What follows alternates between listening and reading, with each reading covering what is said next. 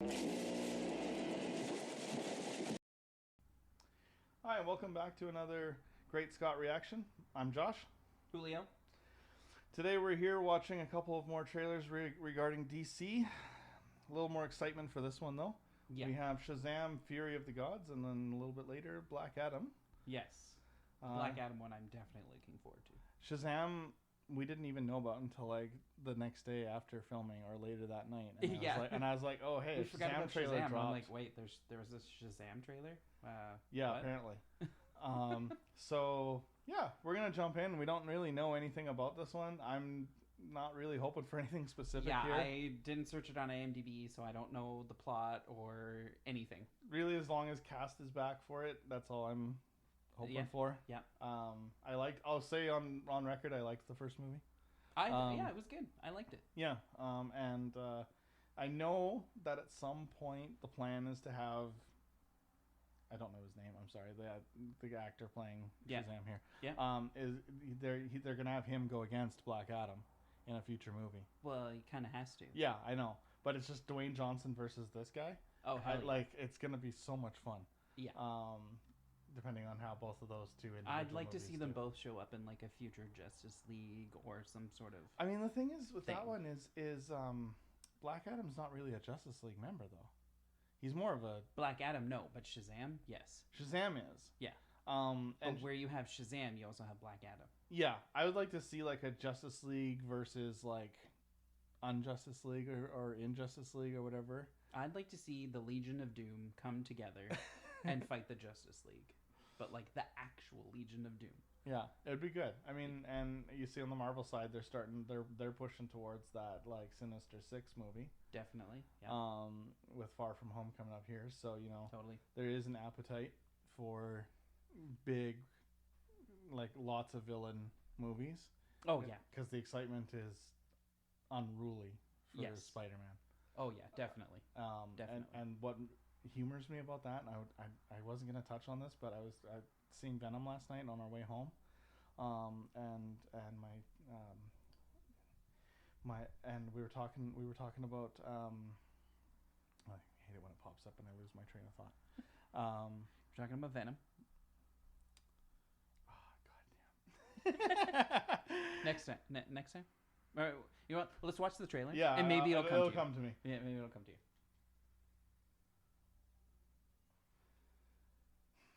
With the ads. Gotta love those ads that play before the video. Boop, boop, boop. I'm gonna go subscribe to YouTube Premium. Okay.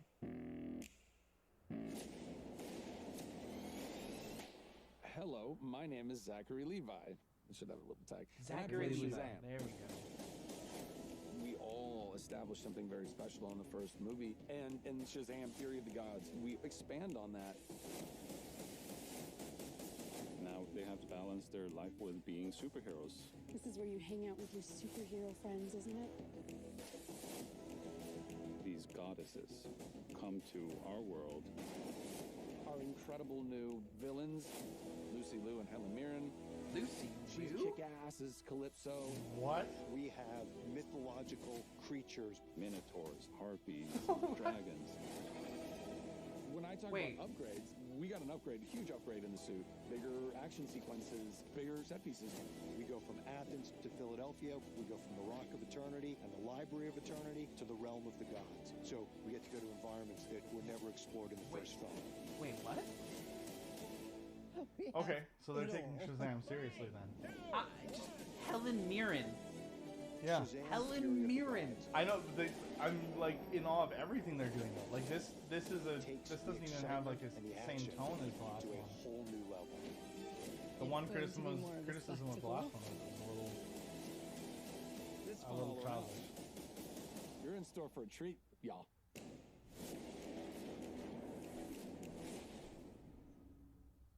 Wow, it's over a year away. But that wasn't really a trailer. That was just more of a like. Would you call that a trailer? That's like a sneak peek. Yeah. That's like, hey, we're filming right now, but we don't have anything.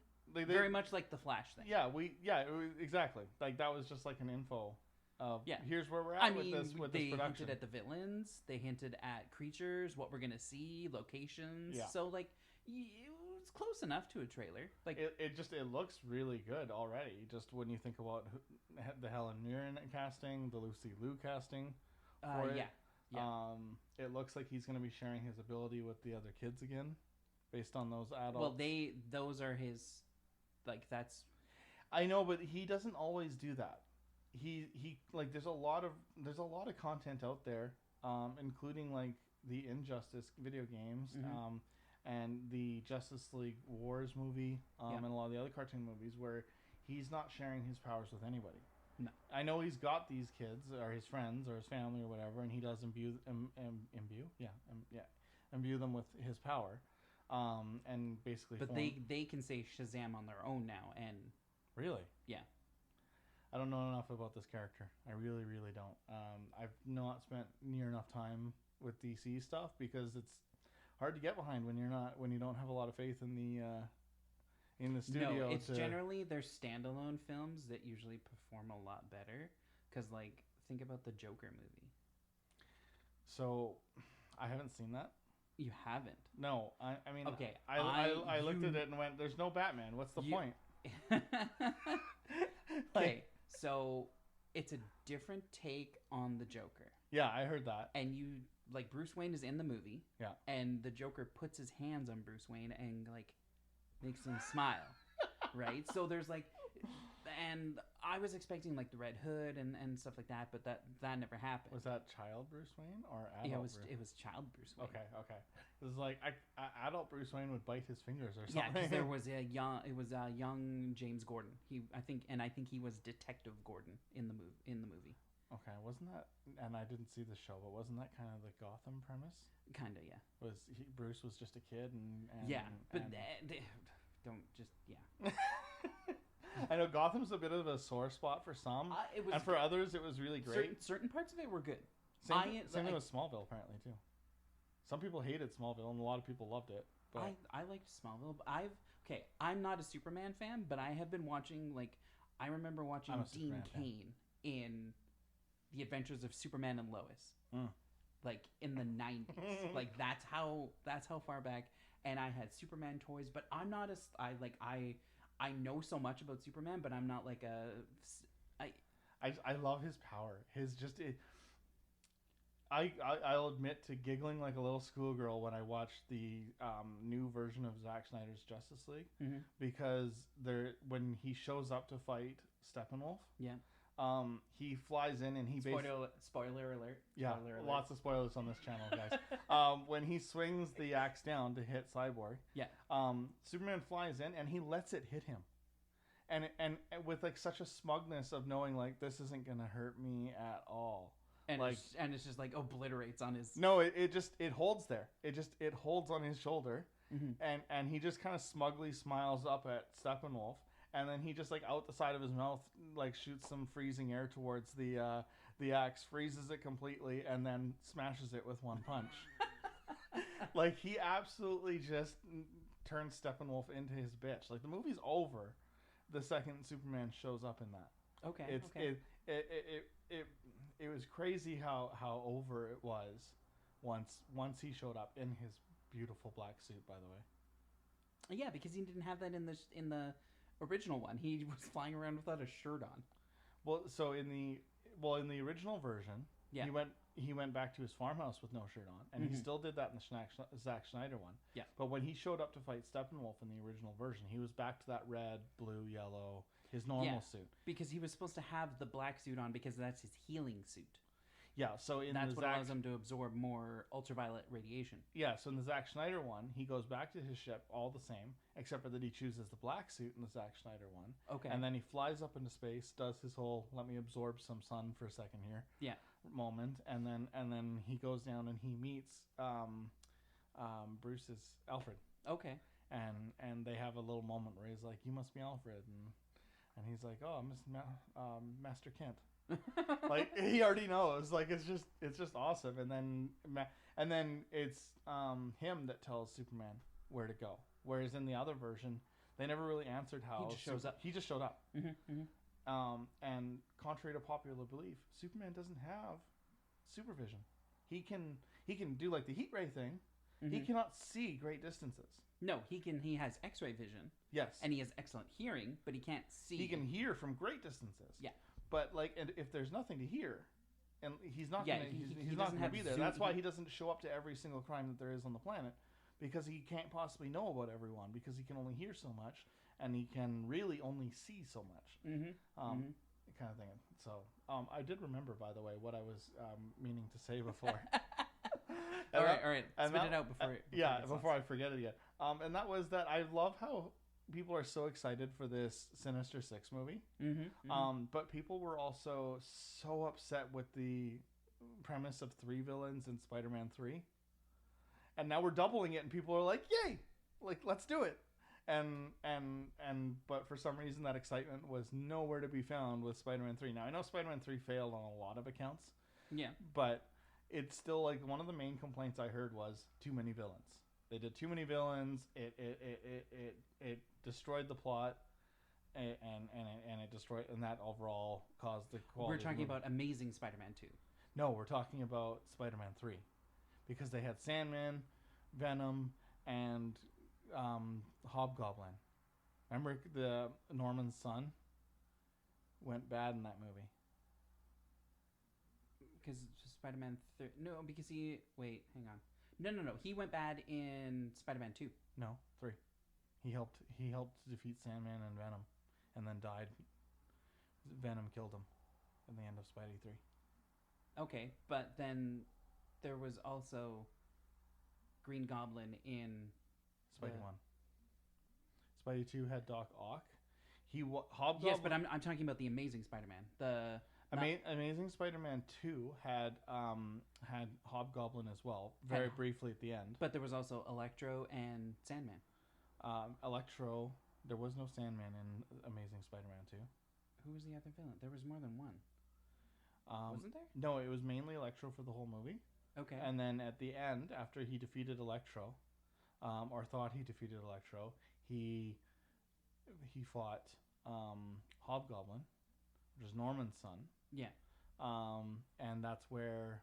but they don't call him the Hobgoblin, because he looks like the Green Goblin. Yeah, or Green Goblin, whatever you want to call him. But Harry Osborn. Yeah. And that's where he drops Gwen Stacy, and Spidey just misses saving her. And she died like she did in the comics. That was one of the few things I actually liked about that series, was they did hit on a couple of really important comic book moments. Yeah. With Gwen Stacy's death, teaching Spider-Man not to share his identity with people, which I think is hilarious considering the current version that we're watching. You know, not only the entire world knows that he's Spider-Man. Not even that. Like, before even the whole world knew, Ned knew. Yeah. And then Zendaya's character, MJ. MJ figured it out. Which apparently that's not meant to be MJ, like MJ. Apparently there's going to be a actual MJ in this. I know, I'm really confused by that too. I don't know why. Again, because there's going to be multiple Spider-Mans from multiple universes. That I wouldn't expect. I fully expect to see Kirsten Dunst show up. I love every moment of it if they would do it. I would just love to see her make because like if you have cameo. If you have Tobey Maguire, you're gonna have Kirsten Dunst. Because they would have gotten married after 3, wouldn't they? Yes, didn't they? I thought they like met for brunch or something at the end of the movie.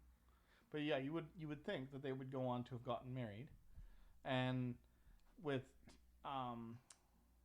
Andrew Garfield's Spider-Man, I wouldn't have as much expectations with him, because when we left him, he had just lost his girlfriend. She died. But he had saved the day. Yep. And he had rebounded from his loss of his girlfriend because he showed up and to fight the Rhino. Yep. And then that's where it rolled credits. So for him, I don't have a lot of expectations other than maybe he's a little bit more guarded about who he is and stuff like that now because of the lesson he learned. Whereas Tobey Maguire's Spider-Man never learned that lesson, never had to learn that lesson. Uncle Ben did not die because he knew who Spider-Man was. He never knew that Peter was Spider-Man. Sure. Uncle Ben just died from unfortunate circumstances. Aunt May, in that version, doesn't know Peter is Spider-Man. No. And so it Yeah, make sure you do this every once in a while. Otherwise, it'll... The controller go off and be like, oh no. Yeah, I mean, at this point, we're not watching anything, so I guess it's not a huge deal. But and then, of course, we know in Tom Holland's version, Aunt May does know. Not only does she know, she's trotting him out for people to see so he can sign some autographs. And yeah, calling it his... What did she call it? His spider tingle?